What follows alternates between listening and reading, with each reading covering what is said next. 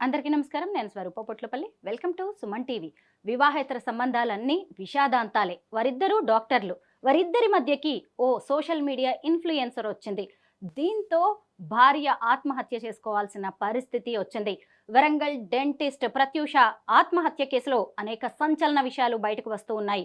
ప్రస్తుతం నాతో పాటు అడ్వకేట్ నాగేశ్వరరావు పూజారి గారు ఉన్నారు. ఆయనతో ప్రత్యూష కేసు గురించి మాట్లాడదాం. సార్ నమస్తే. మీరు చూసారు కదా, సృజన్ రెడ్డి, ప్రత్యూష ఇద్దరు కూడా డాక్టర్లు.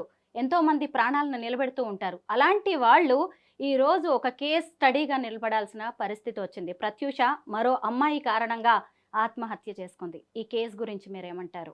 ఇప్పుడు అంత లెవెల్‌లో చదువుకున్న వ్యక్తులు ఒక జీవితంలో ఒక సమస్య వచ్చినప్పుడు పోరాడాల్సింది పోయి అంత ఈజీగా చనిపోతే సమాజానికి ఏ మెసేజ్ ఇస్తున్నారు వీళ్ళంతా అనేది నాకు ఇప్పటికి అర్థం కావడం లేదు. ఓకే. ఇప్పుడు నువ్వు చదువుకున్నావు, నీకు కొట్లాడటానికి చట్టాలున్నాయి. ఓకే. వ్యవస్థ ఉంది, పోలీస్ వ్యవస్థ ఉంది, సమాజం ఉంది. ఇప్పుడు ఆ అమ్మాయికి ఇద్దరు పిల్లలు అనుకుంటా ఐ థింక్. పాప అయితే అదే 7 మంత్స్ ఓల్డ్ సార్. అవునంటున్నా. ఇప్పుడు అట్లాంటి విషయాలలో అంత పిల్లల్ని పెట్టుకొని మీరు ఆత్మహత్య చేసుకుంటే, మీరిప్పుడు ఆ వ్యక్తికి ఒకవేళ ఆయనకు నిజంగా గనక ఎఫైర్ ఉండుంటే ఆయనకి ఎవరు బుద్ధి చెప్పాలా? నువ్వు పోరాడాల్సింది పోయి, నువ్వు చదువుకున్న అమ్మాయివి, నీకు ఎంబీబీఎస్ అది డెంటిస్ట్ కోర్స్ చేసినావు. నువ్వు పోరాడాల్సింది పోయి, నువ్వు చనిపోతే సమాజానికి ఈ మ్యాట్రిమోనియల్ ఇష్యూస్‌లో ఈ మధ్య కాలంలో ఏంది అంటే రెండే జరుగుతున్నాయి. మ్యాట్రిమోనియల్ ఇష్యూస్‌లో ఏమన్నా సమస్యొచ్చిందా అంటే చంపడం గాని, చావడం గాని చేస్తున్నారు. విపరీతమైన క్రైమ్ ఇంక్రీజ్ అయిపోయింది మ్యాట్రిమోనియల్ ఇష్యూస్‌లలో. ఎక్కడ చూడు పేపర్‌లలో వీడు చంపిండు, వాడు చంపిండు, లేకపోతే చచ్చిపోయిండు. వీడు చంపిండు, వాడు చంపిండు, చచ్చిపోయిండు. ఇదే కాన్సెప్ట్ ఉంది తప్ప, మరి వీటికి ఎన్నో రకాల ప్రత్యామ్నాయ మార్గాలున్నాయి. మరి వాటిని అనుసరించాలి. దేశంలో ఒక చట్టం ఉంది, ఒక పోలీస్ వ్యవస్థ ఉంది, కౌన్సిలింగ్ సెంటర్లున్నాయి.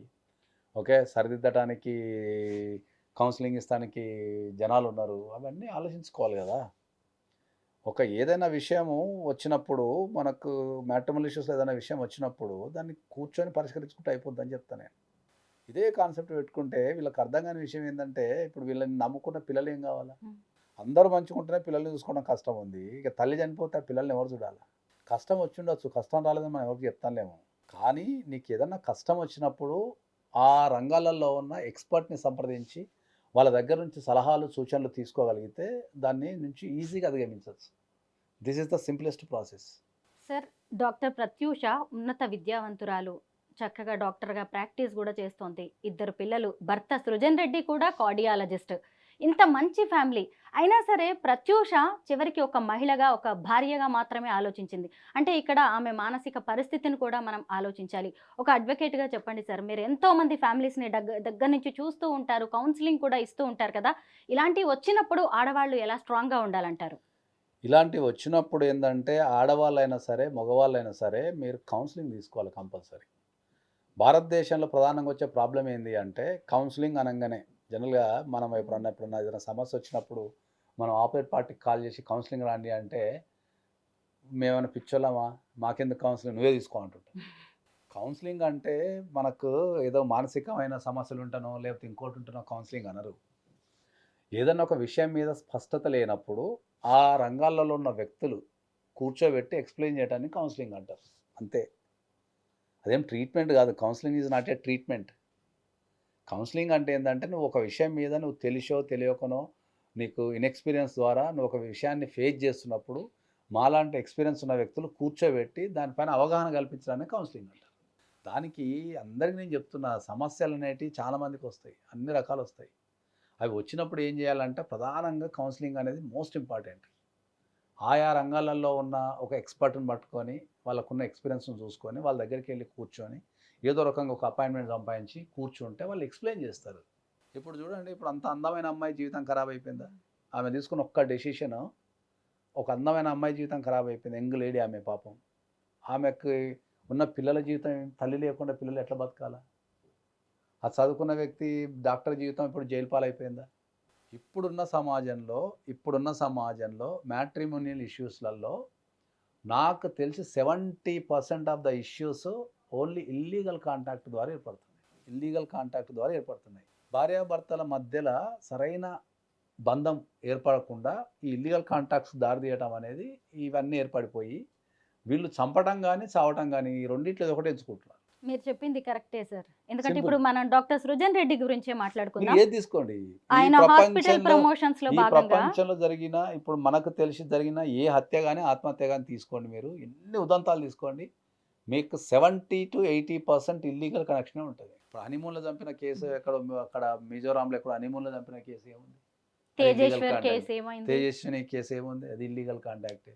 ఒక అమ్మాయి ఎవరో మేజర్ని చంపి డ్రమ్ముల పాతి పెట్టిన కేసు ఇల్లీగల్ కాంటాక్టే. ఓకే, ఎక్కడికి పోయినా అవన్నీ ఇల్లీగల్ కాంటాక్ట్స్ ఉన్నాయి. ఇల్లీగల్ కాంటాక్ట్స్ అనేటివి ఒక మానసిక రోగం. అది వివాహ బంధం ఎప్పుడైతే పటిష్టంగా ఉండదో, వివాహంలో ఒకరినొకరు అర్థం చేసుకొని ఎప్పుడైతే గడపలేరో అక్కడ నుంచే ఈ థర్డ్ పార్టీ ఇంటర్ఫిరెన్స్ జరుగుతుంది. సార్ మీరు ఇప్పుడు ఒక మాట అన్నారు, వివాహేతర సంబంధం అనేది ఒక మానసిక రోగం అని. అంటే ఒక వ్యక్తిని పెళ్లి చేసుకొని మనం జీవితాంతం అదే వ్యక్తితో కట్టుబడి ఉండాలా? అంటే ఇంకొక వ్యక్తి మనకి నచ్చినప్పుడు మన మనసు కావచ్చు, మన శరీరం అటువైపు ఆకర్షితం అవ్వడాన్ని తప్పుగా, నేరంగా పరిగణించాలా? 100% కదా. ఇప్పుడు మనకు చట్టంలో ఏం చెప్తుంది? చట్టంలో మనం వివాహ బంధం అనేది మనకు దానికి ఒక ప్రత్యేకత ఉన్నది. ఆ వివాహ బంధం ఉన్నప్పుడు ఏ రకమైన కాంటాక్ట్స్ ఏర్పరచుకోవద్దని చెప్తుంది.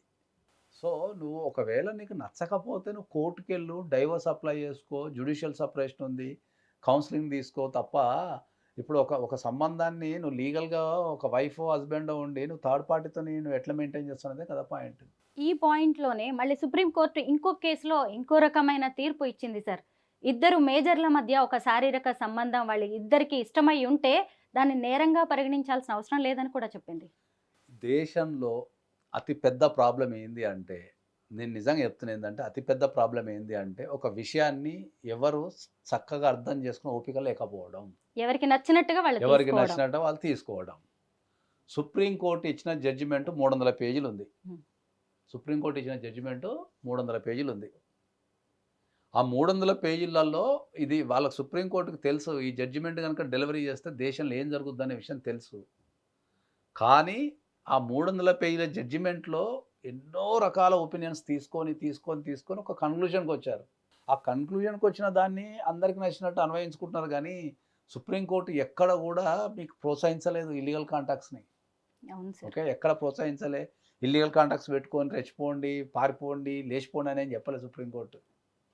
ఓకే, ఎన్నో సంవత్సరాల నుంచి స్త్రీజాతి పోరాడుతున్న విషయాన్ని అది ఒక కోణంలో చూడాల్సింది, అది ఇంకో కోణంలోకి వెళ్ళిపోయింది. అది వెళ్ళిపోయి మనకు సోషల్ మీడియా కూడా ఏంటంటే ఈజీయెస్ట్ అయిపోయి ఇక దాన్ని స్ప్రెడ్ చేసుకుంటూ వెళ్ళిపోయారు. దాన్ని మనం కాదంటలేము.